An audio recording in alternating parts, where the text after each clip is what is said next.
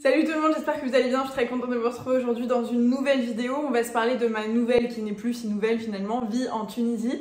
Si vous ne me suivez pas sur la chaîne, c'est-à-dire que vous n'êtes pas forcément abonné, ce que je t'invite à faire dès maintenant, c'est gratuit, ça me fait plaisir. Et ça te permet à toi de suivre tout ce qui va arriver. Je vis en Tunisie depuis 1 an officiellement. Et 1 an et demi officieusement. Je vais vous expliquer tout le cheminement sur la chaîne, à savoir pourquoi, comment, la démarche, dans quelle optique on est venu, etc. Je t'invite à consulter tout le contenu qui existe autour de ce sujet. Mais l'idée étant de venir vous faire une vidéo un petit peu bilan de cette première année, de mes ressentis. Je vous avais fait une première vidéo un peu à chaud, je pense que ça faisait 1 mois et quelques, 2 peut-être, qu'on était là. Et l'idée c'est de pouvoir là vous dresser un bilan avec un peu plus de recul, des points positifs, des points négatifs, de comment je me sens et de ce qui se passe ici. Je sais que vous êtes plusieurs à me suivre parce que vous voulez vous expatrier ou immigrer, peu importe le mot que vous voulez utiliser, à l'étranger, ou juste parce que vous êtes curieux et curieuse et que vous voulez savoir comment ça se passe. Donc je pense que cette vidéo devrait répondre à vos questions. À savoir que pour le petit bref rappel, quand même, élément de contexte, je suis maman, j'ai 26 ans, je suis parisienne de base, j'ai vécu une grande partie de ma vie à Paris, j'ai bougé quelques fois dans ma vie entre les États-Unis, Bordeaux, on est parti en Australie un petit peu. Mais c'est une grande première pour moi, l'expérience en Afrique et l'expérience en Tunisie. Je suis d'origine portugaise et marocaine de mon papa, mais très éloignée malheureusement de mes racines marocaines, qui fait que je connais très peu l'Afrique du Nord. Et donc c'est vraiment tout nouveau pour moi. On va commencer par les points positifs pour finir sur les points négatifs ou les points qui contrastent en tout cas. Le premier point positif, qui est aussi un point négatif, c'est le climat. Moi qui ai plutôt l'habitude du climat parisien, à savoir vraiment des 4 saisons, l'été il fait chaud mais l'hiver il fait froid et on a vraiment l'automne, on a vraiment le printemps, bref. Ici, pour avoir vécu du coup 1 an et avoir traversé ces saisons, je peux vous dire que le climat est complètement différent et pourtant c'est pas si loin de la France. Effectivement, la moitié de l'année il fait très chaud et il fait globalement assez ensoleillé, il fait globalement doux, quoique là je suis en train de vous dire ça, du coup l'automne est arrivé, on a eu 2-3 jours très beaux encore et là il pleut, enfin voilà, il y a quelques averses, mais disons que dans l'absolu et de façon générale le climat est quand même plus ensoleillé, quand même plus chaud qu'à Paris, donc forcément ça fait du bien au moral, ça change tout et ça c'est un truc que j'ai remarqué, que je savais déjà pour avoir déjà vécu au soleil, que ça faisait du bien à l'esprit, au cœur, d'avoir un climat un peu chaleureux. Après je le contraste parce que pour avoir du coup vécu l'année ici, j'avais jamais passé d'été ici, il a fait pendant 4 mois et demi je pense, tellement chaud qu'on ne pouvait pas sortir. Donc moi j'étais contente quand je venais de temps en temps, j'étais contente quand je venais au printemps ou en automne et qu'il faisait chaud. Mais alors l'été en Tunisie, c'est quand même quelque chose, c'est-à-dire qu'il faisait en moyenne 40 degrés. Vraiment on ne sortait pas, donc on a la chance de vivre dans une maison, ça va être un autre point, avec une piscine etc. Et heureusement parce que du coup on en a profité. Mais vraiment, on n'allait pas se promener, même sortir faire les courses, c'était un calvaire. En fait, sortir tout court, c'était un calvaire entre 8h et 18h. À partir du moment où le soleil était bien levé, c'était déjà l'enfer.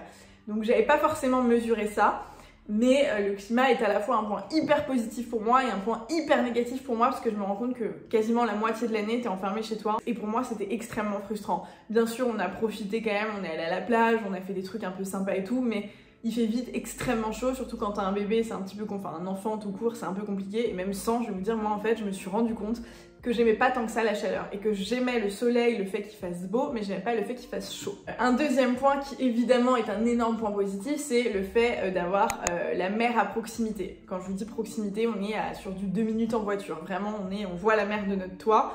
La mer est juste en face, donc ça change tout au mood également. C'est un paysage qui te met dans une autre perspective, qui te met dans... Peu importe la saison d'ailleurs, qu'on aille se balader sur la plage en hiver ou en plein été, c'est complètement un kiff, peu importe la saison, peu importe le mood, ça fait forcément du bien.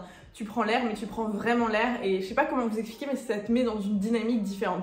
Évidemment, troisième point, la qualité de vie au sens large. On vit, comme je vous ai dit, dans une très grande maison. Vous le savez si vous suivez les vlogs, si vous me suivez un peu sur Instagram, etc. D'ailleurs, je pense vous faire un petit house tour d'ici quelques semaines. Moi, on n'a pas fini d'aménager la maison, elle est tellement grande qu'on peut pas tout aménager. Mais pour vous montrer un minimum à quoi ça ressemble, voilà, elle est très grande. Pour le même loyer en gros qu'on payait à Paris, ici on a une maison de 450 mètres carrés avec piscine, un jardin, 5 chambres, enfin tu vois le délire. Donc la qualité de vie évidemment est inégalable, enfin peut-être que si ailleurs, mais en tout cas moi de mes habitudes, Ça n'a rien à voir, donc forcément ça c'est un vrai kiff. On peut avoir accès à du service auquel on n'a pas accès en France grâce à ça, puisqu'on a un pouvoir d'achat ici qui est beaucoup plus important. Ça je vais vous en reparler après. Pour moi c'est un point positif si je me place d'un point de vue hyper égoïste. Enfin je vous parle de ma situation, évidemment je gagne mon argent en euros. Ici c'est du dinar qui est moins élevé que l'euro, donc forcément on a plus de pouvoir d'achat sur certaines choses, notamment le service. On peut avoir une femme de ménage ici pour entre guillemets pas très cher, alors qu'en France c'est pas forcément le cas. Et aussi on en a besoin ici pour entretenir la maison, sinon ce serait impossible. Et on fait partie ici des gens qui ont les meilleures qualités de vie. Donc en France, moi comme je vous l'ai souvent dit, je fais partie depuis toujours de la classe moyenne. Voilà, je suis issue d'une famille qui est ni riche ni pauvre, qui est vraiment classe moyenne, modeste, mais qui survient à ses besoins et qui vit tranquillement, quoi, qui a pas de soucis particuliers, mais qui est pas dans l'abondance. J'aurais aimé. Et ici, c'est pas du tout ça. On est dans une autre catégorie sociale, tu vois, et ça, c'est un point positif et ou négatif. Je suis assez neutre là-dessus parce que ça impacte pas ma vie directement, mais évidemment que ça impacte ta qualité de vie au sens large, dans le sens de ce que tu es capable de faire et ton mood de te dire, bah en fait, ici, je peux vivre un peu tranquillement, j'ai pas trop à me soucier de l'argent, entre guillemets. Un énorme point positif également, c'est le cadre pour Sandro. Je suis maman d'un petit garçon qui va avoir bientôt 2 ans. Et encore ce matin, je me disais avec mon mec que voilà, on lui offre un cadre de vie qui est incroyable. Lui, il n'a pas forcément conscience des points négatifs, ou voilà, lui, il a pas ce raisonnement, il voit juste le côté factuel, le côté mobilier, le côté logistique, et il voit qu'il a de l'espace, il voit qu'il a un petit jardin, une piscine, qu'il a des parcs à proximité, qu'il n'y a pas de monde, que quand on est à la maison, on n'entend rien de dehors, il n'y a aucune nuisance, il n'y a rien, il est au calme. Il est en sécurité, il est bien, il va dans une petite école depuis 1 semaine et demie qui est comme à la maison, vraiment un cadre idyllique, on va se promener à la plage, enfin tu vois le délire. C'est vraiment, je pense, une vie hyper saine pour un petit début de vie comme ça, un peu loin du stress, etc., loin de la pollution, loin d'un peu tout ça, et je pense, alors j'ai absolument pas la prétention de dire que c'est ce qu'il y a de mieux ou quoi que ce soit, mais comme chaque parent on essaye de faire ce qu'il y a de mieux pour notre enfant, et en l'occurrence on tend vers ça pour lui, et on a l'impression que ça y contribue. Donc on est content. Comme je vous disais, la qualité de vie est liée au pouvoir d'achat. Donc ici on a un pouvoir d'achat qui est hyper intéressant. Pas sur tout, et ça je vais revenir dessus après, mais on a globalement un pouvoir d'achat intéressant sur le logement. Comme je vous ai dit, on paye le même loyer qu'à Paris, mais on a une maison 20 fois plus grande, tu vois. Le service, aussi on peut aller dans des restaurants, même dans des très bons restaurants, genre les restaurants les plus chers d'ici, qui coûtent à peine peut-être le prix d'un resto basique à Paris, tu vois, ou en Europe. Donc forcément on a accès à des trucs et on se fait des kiffs qu'on se ferait moins à Paris ou moins dans une autre région du monde. Donc ça c'est un vrai kiff aussi, il faut se le dire. En revanche, c'est à nuancer, je vous en parle juste après. La cuisine, les gars, évidemment que je me régale. La cuisine méditerranéenne, c'est un grand kiff. Moi, je ne connaissais pas du coup la cuisine tunisienne, enfin très peu, enfin pas du tout en fait, non. Avant de rencontrer Roman, avant de venir pour les premières fois ici à 3 ans, 3-4 ans, je connaissais pas du tout la cuisine tunisienne. Pour moi, la cuisine d'Afrique du Nord, c'était genre couscous, c'est tout, et tagine marocain. Et ici, j'ai découvert plein de trucs. La meshouya, vous savez, c'est la petite salade de poivron, les petits sandwichs, les mlioui, alors les trucs que j'aime pas trop, genre la moukheya, etc. C'est pas quelque chose, cherchez sur internet, mais les briques, les couscous tunisiens, enfin la nourriture ici est vraiment, enfin la bouffe ici est vraiment très bonne. En plus, comme je vous dis, on a de la chance d'avoir une femme de ménage à la maison qui nous cuisine aussi, qui est tunisienne, donc forcément qui nous cuisine des plats qu'elle cuisinerait à ses enfants en gros. Et c'est vraiment un kiff parce que vraiment on se régale. Et pour moi c'est important d'être dans un pays où on mange bien, où on se fait plaisir en tant que bonne vivante. Il y a aussi des trucs qui me frustrent par rapport à la bouffe, mais je contrebalance en me disant que j'ai vraiment accès à une nourriture qui est hyper chouette, qui est riche, n'est-ce pas, et qui pique parfois, et j'ai appris à manger piquant ici, parce que même Sandro, du coup je sais que c'est pas très bon pour le ventre, donc on essaye de le faire modérément, mais ici même quand ça pique pas, ça pique. Ça je ne le savais pas, tu vois, genre encore il y a 3 jours je crois qu'on était au resto le soir, on demande genre du poulet pané, tu vois, avec des pâtes, et le mec je lui dis ok les pâtes à la sauce tomate mais qui ne piquent pas, il me dit bien sûr ça pique pas, tu vois, ok j'arrive, le gars arrive avec le plat, une bouchée, je saigne du nez tellement ça pique, tu vois, il me dit mais non ça pique pas, ok. Il faut s'habituer à ça, au final, de temps en temps, ça fait pas de mal, même si t'as l'impression que tu vas crever quand t'es pas habitué, mais voilà. Les paysages aussi, là je suis en train de vous dire ça, je regarde par ma fenêtre, il y a des palmiers, je vois le lac en face, de l'autre côté il y a la mer, enfin voilà, donc comme je vous l'ai dit, c'est un peu lié au cadre de vie, au climat et à la mer, etc. Mais de façon générale, j'ai pas encore vu grand chose, enfin trop peu selon moi, je me laisse encore là l'année pour visiter un peu de nord en sud, de ouest en est le pays, parce qu'il y a vraiment des choses incroyables, j'aimerais beaucoup partir dans le désert. J'ai 3-4 trucs sur ma to-do là que je veux absolument faire cette année, donc on va faire en sorte que, mais il faisait trop chaud avant, on n'a pas pu le faire. Mais il y a des paysages incroyables dans le nord, vers Bizerte, c'est magnifique. À Mamed, c'est très très beau. Vous avez des plages de folie. Enfin, même dans le nord, là j'ai vu, on est allé à un endroit que je vous ai partagé sur Instagram. Franchement, j'ai rarement vu des plages aussi belles de ma vie, vraiment. Enfin voilà, il y a vraiment un fort potentiel ici, j'ai envie de dire, et j'ai hâte d'en découvrir encore plus. De façon générale, les gens sont quand même très souriants. Il y a un truc que j'aime beaucoup ici, c'est le rapport qu'ils ont avec les enfants, qui pour moi toujours une belle surprise, en tout cas surtout pour les hommes, et ça c'est le truc qui m'a surpris encore plus, parce qu'en Europe c'est pas forcément un truc, voilà, il n'y a pas de vérité générale encore une fois, mais alors les enfants sont souvent mal perçus, j'entends les avions, dans les transports en commun, même dans la rue, quand ils pleurent, quand ils trucs. En Europe on a, enfin en tout cas moi de ce que j'ai déjà expérimenté, on a souvent cette réaction de tu vois ce que je veux dire. Ici les gens sont hyper contents dès qu'ils voient un enfant, peu importe qu'il pleure, qu'il sourit, qu'il court, qu'il vole, tu vois, les gens sont contents, souriants de voir un gosse, ça fait plaisir, ils sont vraiment globalement dans un bon mood. Côté point négatif, comme je vous l'ai dit, le climat, je vous en reparle pas, mais c'était à la fois un point positif et à la fois un point très négatif pour les raisons que je vous ai explicitées. Les limites professionnelles, pour moi c'est le gros point noir et c'est le gros sujet dont j'avais pas forcément conscience avant de venir. Donc moi je suis créatrice de contenu sur YouTube, Instagram. À côté on a notre marque de combinaison qu'on a développée en Tunisie, mais je vais vous en parler. On a essayé de recontinuer à bosser ici, mais je vais vous dire, alors rien, c'est chiant parce que quand tu t'expliques, forcément ça sonne méchant, tu vois, le fait de dire attention je vous préviens c'est pas ceci, c'est pas cela, forcément tu dis ok, c'est bon, bref. C'est pas méchant, c'est pas truc, c'est juste factuel par rapport à mon expérience, par rapport à mes expériences et aux expériences des gens qui me sont proches, etc. Quand tu n'es pas tunisien, et même quand tu es tunisien, parce que mon mec pour le coup est à moitié tunisien et il a vécu ici, il sait ce que c'est, etc., c'est très compliqué de travailler avec des Tunisiens. On n'a pas...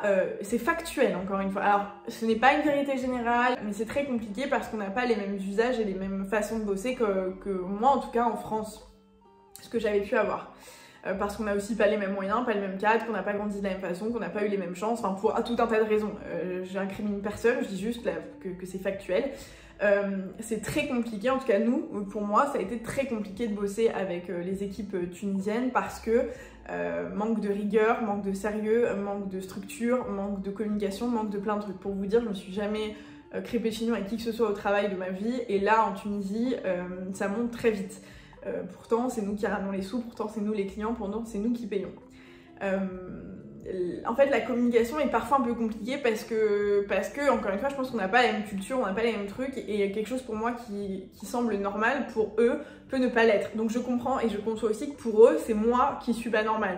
Pour autant pour moi c'est l'inverse, tu vois ce que je veux dire. Donc bref, de façon générale, travailler avec ces équipes tunisiennes, etc. et travailler avec des Tunisiens, parce qu'on a essayé de faire d'autres trucs, on a essayé pour plein de sujets, bon, voilà, c'est extrêmement compliqué. En même temps, je vous parle de ça, de personnes qui ne sont pas sorties du pays parce qu'ils n'ont pas eu la chance de pouvoir le faire et de pouvoir voir comment ça se passait ailleurs, de personnes qui sont peut-être pas éduquées au sens strict du terme, c'est-à-dire qui ne sont pas allées à l'école ou qui n'ont pas eu la même éducation que nous parce que pas les mêmes chances. Donc je veux dire, je l'excuse, c'est pas une question d'excuser, personne ne me doit rien, mais je le comprends et voilà, c'est plutôt, je le comprends et je le conçois parce que je me rends compte moi aujourd'hui de la chance monstrueuse que j'ai eue de naître en France dans un pays riche, etc. versus les personnes qui, tu vois, pour le coup, naissent en Tunisie, n'ont pas forcément accès à l'éducation, n'ont pas les mêmes moyens, n'ont pas la possibilité de sortir, de faire ce qu'ils veulent, tu vois.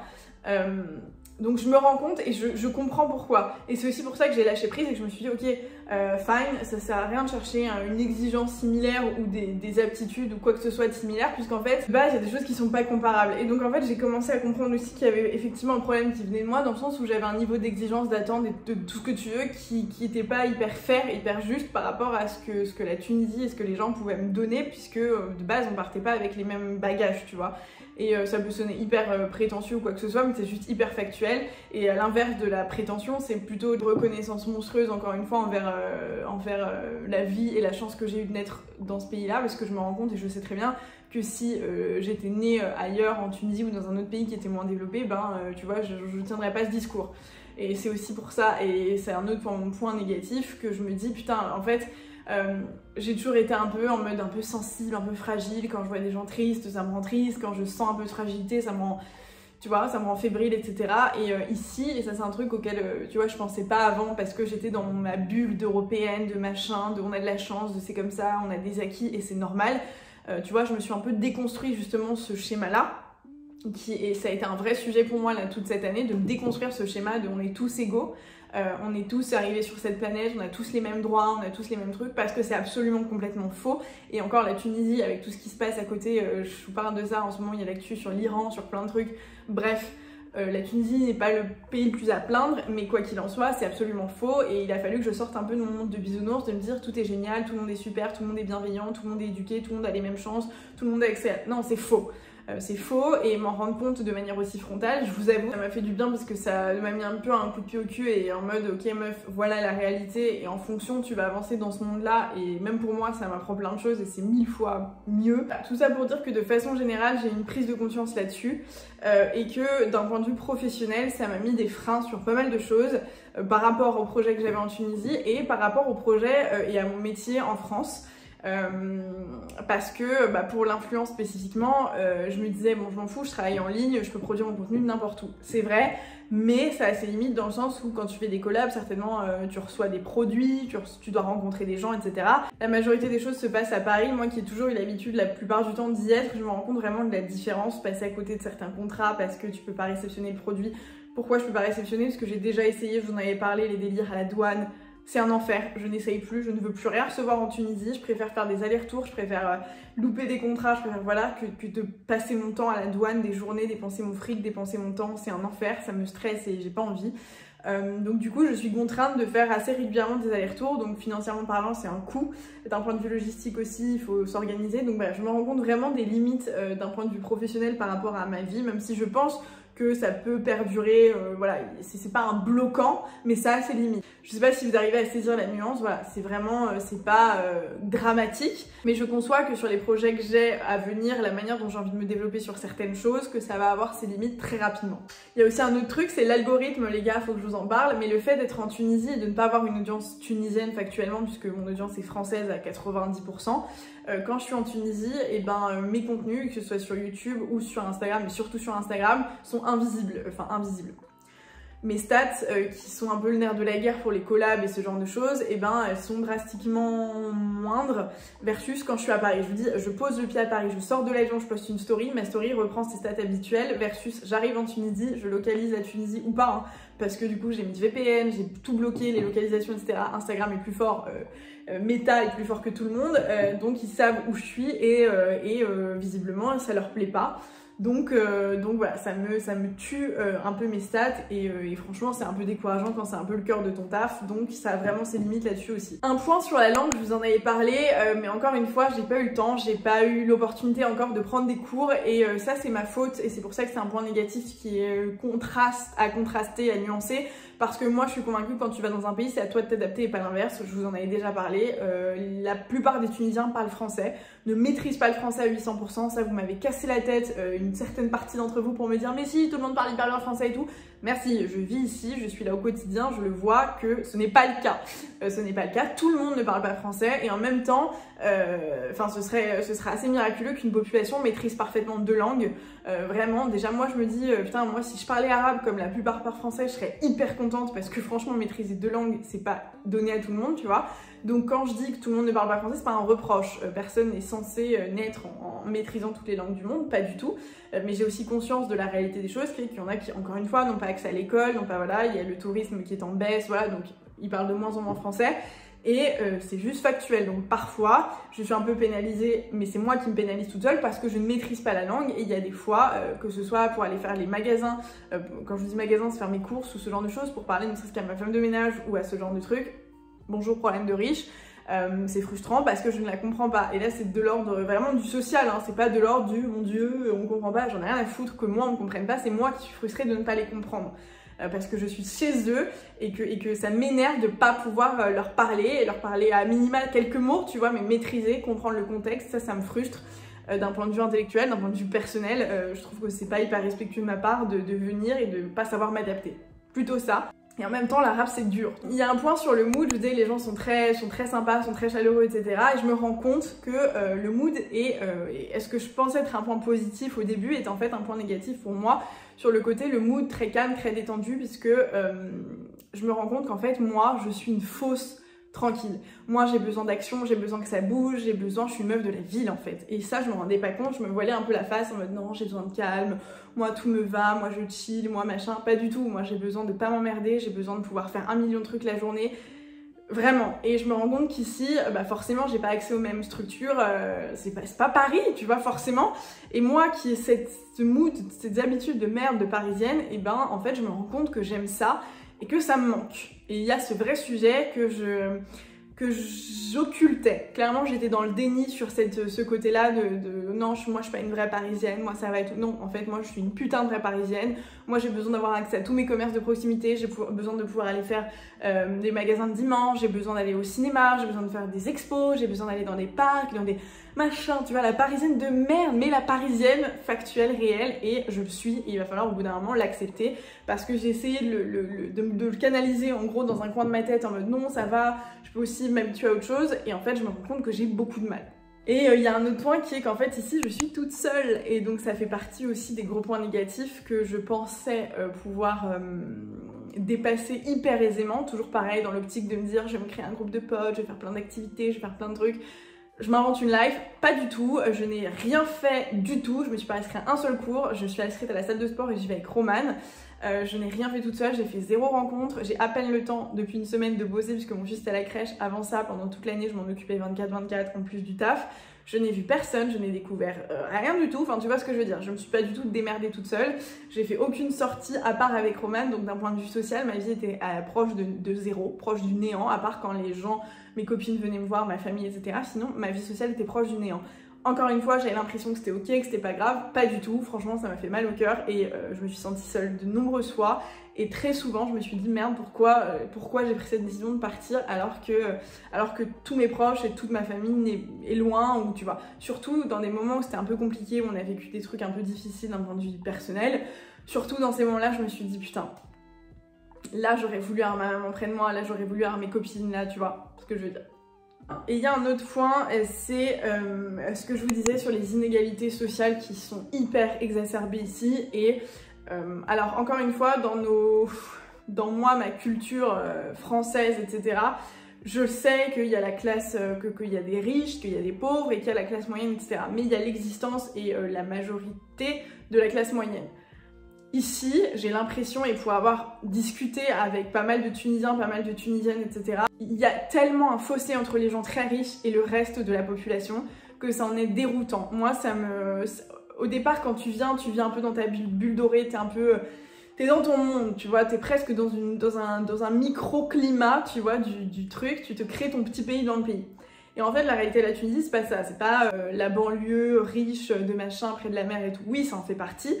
Mais le reste du pays, c'est pas ça. Et en fait, moi, je me rends compte que ça me frustre de ne voir que cette partie un peu enjolivée. Que, comme je vous disais, moi, je suis très sensible, moi, je suis machin, ceci, cela. Et je suis très gênée, en fait, de la situation. Je sais pas trop comment vous l'exprimer. Et on peut pas sauver tout le monde et on peut pas tout faire pour tout le monde. Mais je suis très gênée de voir qu'il y a autant de différences, que les gens souffrent autant de pauvreté, que les gens sont en PLS de travail, que les gens ont du mal à manger, que, en fait, que c'est la réalité vraiment du peuple versus en France et partout ailleurs.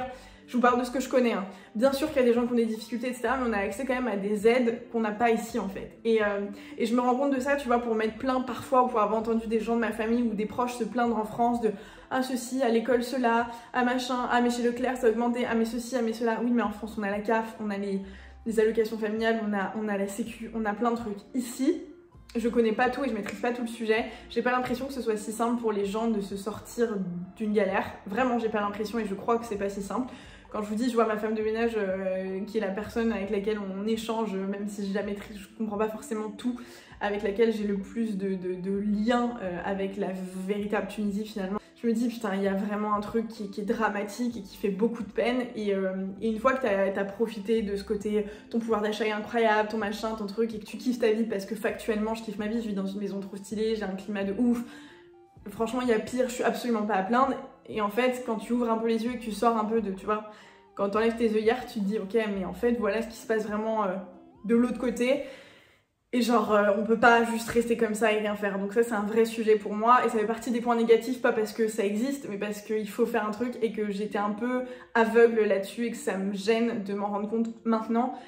Et bref, pour moi, il y a un peu une urgence d'agir et de faire des trucs et voilà. Donc c'est un peu de l'ordre du géopolitique, du social, et c'est encore, enfin c'est très frustrant pour moi d'en parler juste brièvement dans une vidéo parce que ça pourrait faire l'objet d'une vidéo dédiée ce genre de thématique, mais voilà, je voulais le placer là pour que les gens puissent avoir conscience aussi, si toi t'es en France ou dans n'importe quel autre pays développé et que t'as cette chance là, juste parfois profite des chances que tu as, des droits que tu as, et des libertés que tu as et du cadre que tu as, parce que quand on regarde autour de nous, très souvent on a mieux, c'est sûr. Très souvent, il y a bien pire et on n'est très souvent pas les plus à plaindre, et c'est important de s'en rendre compte. Je sais que souvent on est dans notre quotidien et on oublie et on se plaint alors qu'il n'y a pas forcément de raison. Le principal étant évidemment d'avoir la santé, les gens autour de nous, voilà. Mais il y a des choses sur lesquelles il faut ouvrir les yeux, quoi. Voilà, donc je vous ferai des petits updates comme ça de temps en temps. Je trouve ça intéressant, même pour moi, un peu sous forme de journal intime, d'imager, de documenter cette expérience à l'étranger. C'est toujours cool, je pense, et ça me fera plaisir dans quelques années de re-regarder cette vidéo. Si vous-même vous vivez à l'étranger, dites-moi dans quel pays, ou si vous avez vécu à l'étranger, dans quel pays, pourquoi, quels ont été les points positifs, les points négatifs. Vraiment, je suis hyper preneuse de vos discours, de vos partages. Je trouve ça hyper intéressant pour le coup, vraiment d'un point de vue culturel, d'un point de vue social, à tous les niveaux. Donc vraiment, prenez le temps de nous écrire à tous, on serait content de vous lire. J'en suis sûre que ça fera plaisir et que ça aidera peut-être d'autres personnes. Si cette vidéo vous a plu, n'hésitez pas à la liker, à vous abonner si vous n'êtes pas encore abonné, à me retrouver sur Instagram et TikTok, tout ça. Je vous fais plein de gros bisous et je vous retrouve dans une prochaine vidéo. Ciao!